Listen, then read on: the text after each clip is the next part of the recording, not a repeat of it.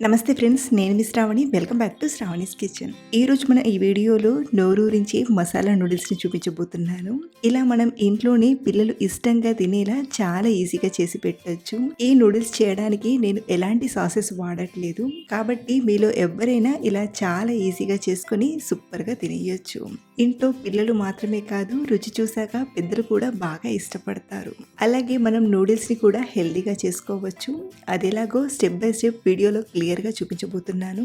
Skip చేయకుండా కంప్లీట్గా చూసి ఇంట్లో ఒకసారి ఇలా మంచి టేస్ట్గా నూడిల్స్ని ట్రై చేయండి. చాలా బాగా ఎంజాయ్ చేస్తారు. మరి లేట్ చేయకుండా ఈ మసాలా నూడిల్స్ని ఎలా చేయాలో ఇప్పుడు చూద్దాం రండి. ఇక్కడ నేను ఈ నూడిల్స్ చేయడానికి 150 గ్రామ్స్ నూడిల్స్ని తీసుకున్నాను. అలాగే మైదా నూడిల్స్ కాకుండా మార్కెట్లో ఆటా నూడిల్స్ ఉంటాయి కదా, వాటిని తీసుకున్నానండి. మైదాతో చేసిన నూడిల్స్ వాడటం కంటే ఇలా గోధుమ పిండితో చేసిన నూడిల్స్ని వాడడం చాలా మంచిది. అలాగే గోధుమ పిండితో ఇంట్లోనే ఫ్రెష్గా నూడిల్స్ని ఎలా చేయాలో కూడా ఒక వీడియో చేశానండి. మీలో ఎవరైనా మిస్ అయి ఉంటే లింక్ని డిస్క్రిప్షన్లో ఇస్తాను, ఒకసారి చూడండి. సో ముందుగా ఈ నూడిల్స్ని ఉడికించడానికి మరో పక్కన స్టవ్ ఆన్ చేసి కడాయిలోకి ఒక 4 గ్లాసుల నీళ్లను, అంటే 1 లీటర్ వరకు నీళ్లను తీసుకొని బాగా వేడి చేయండి. నీళ్లు ఇలా వేడవుతున్నప్పుడు ఇందులోకి ఒక 1/2 టీ స్పూన్ ఉప్పుని, అలాగే నూడిల్స్ అనేవి ఒకదానికొకటి అతుక్కోకుండా ఉండడానికి 2-3 టీ స్పూన్ల నూనెను తీసుకొని ఇప్పుడు ఇందులోకి నూడిల్స్ని తీసుకుందాం.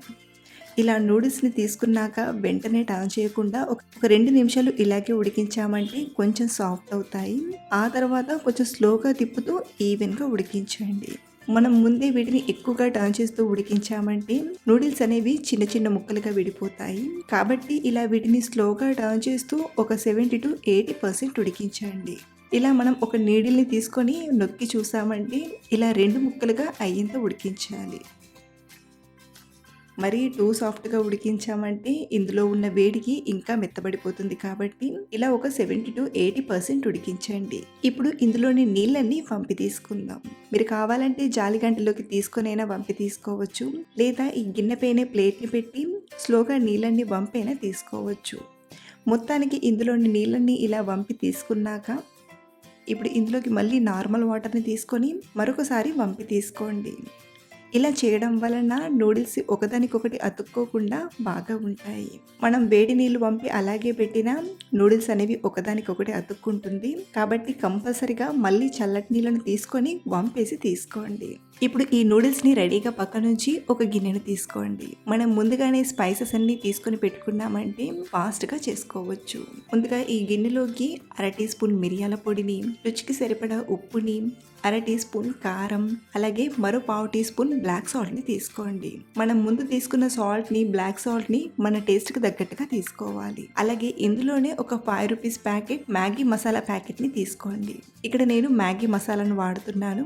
మీరు కావాలంటే వేరే బ్రాండ్దైనా వాడుకోవచ్చు. ఇలా తీసుకున్న వీటన్నిటిని ఒకసారి బాగా కలిపామంటే మసాలా పొడి తయారైపోయింది. ఇప్పుడు మనం మెయిన్ ప్రాసెస్ని చూద్దాం రండి. స్టవ్ ఆన్ చేసి ప్యాన్లోకి ఒక 2-3 టేబుల్ స్పూన్ల నూనెను తీసుకొని నూనె వేడయ్యాక ఒక టేబుల్ స్పూన్ అల్లం వెల్లుల్లి పేస్ట్ని తీసుకోండి.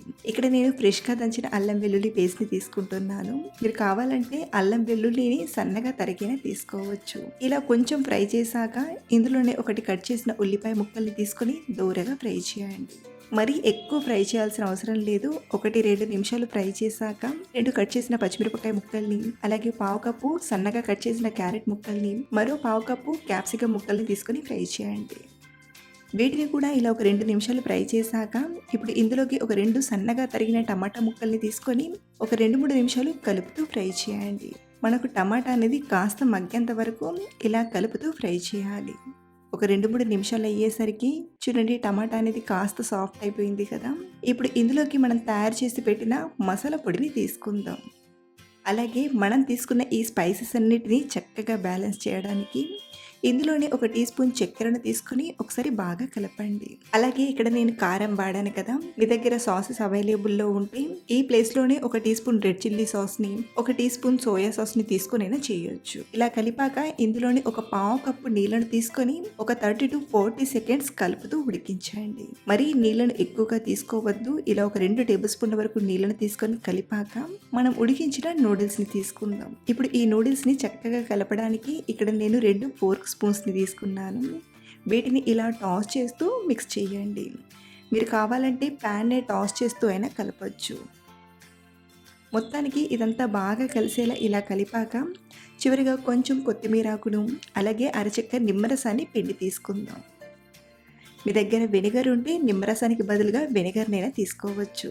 ఇలా నిమ్మరసాన్ని తీసుకొని మరొకసారి బాగా కలిపామంటే సూపర్ టేస్టీగా మసాలా నూడిల్స్ రెడీ అయిపోయాయి. ఇలా మనం సాసెస్ ఏమీ లేకుండానే సూపర్ టేస్ట్‌గా ప్రిపేర్ చేసుకోవచ్చు. మీరోసారి ఇంట్లో ఇలా ట్రై చేసి చూడండి. డెఫినెట్‌గా మీకు నచ్చుతుంది. పిల్లలైతే మళ్ళీ మళ్ళీ చేయమని గోల చేస్తారు. అంత బావుంటుంది. అలాగే మీరు ట్రై చేశాక మీకు ఎలా కుదిరిందో కింద కామెంట్‌లో మీ ఫీడ్‌బ్యాక్ ఇవ్వడం మర్చిపోకండి. Thanks for watching.